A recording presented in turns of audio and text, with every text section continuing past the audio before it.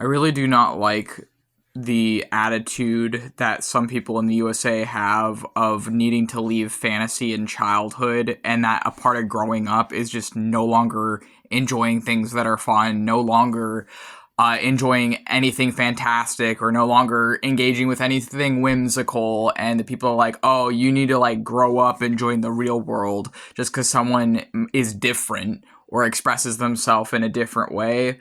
And I guess like one thing I was thinking of is like how people like respond to people that are witches or who like openly identify as witches and stuff is like one of the points of criticism I think a lot of us have heard is people being like, oh, stop larping, and you that's only in fiction, that's only in fantasy, and you can't be a real witch, and that's not like a thing, and that doesn't really exist, and that's just in fantasy.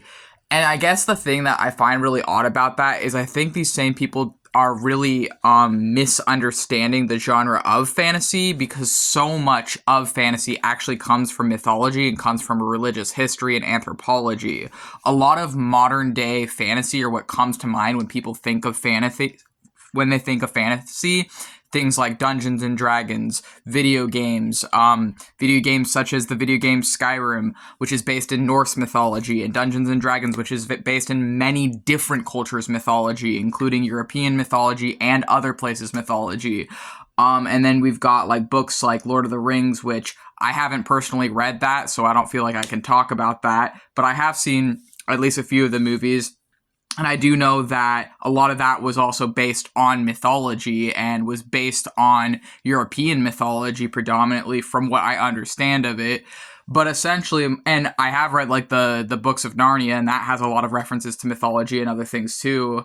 And essentially, I guess my point is like a lot of fantasy actually is based on mythology. It's actually based on religious history. It's based on anthropology. It's based on like things that humans believed in past times.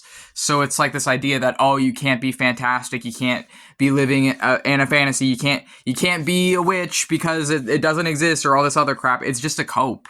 Like, it's just an excuse to ignore people that see the world differently. It's just trying to like stifle and limit creativity, and it's just trying to put people into boxes and like strip them of their autonomy. Like, I'm using my free will in expressing myself however I damn well please as an artist. And the people that are like, oh, you need to like grow up or whatever and do whatever the thing, it's literally just to control people. That's all it is. It's just to control people. And I think a lot of the time these people are just upset that they weren't able to express themselves fantastically, and that they're not feeling like they have enough like autonomy in their own life, so they take it out on other people like targets. And it's like, it's dumb. Essentially, like, a lot of fantasy comes from mythology, and yes, witches exist.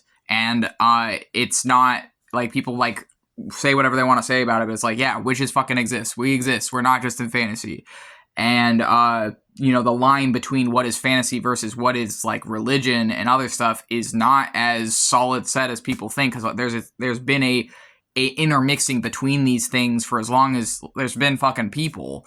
There's been an intermixing between fantasy and religion forever, but people don't draw attention to that because it's uncomfortable. And it's like, I think that witches exist in that middle area, in that intermixing. And yeah, so yeah, we're here and we're not going anywhere.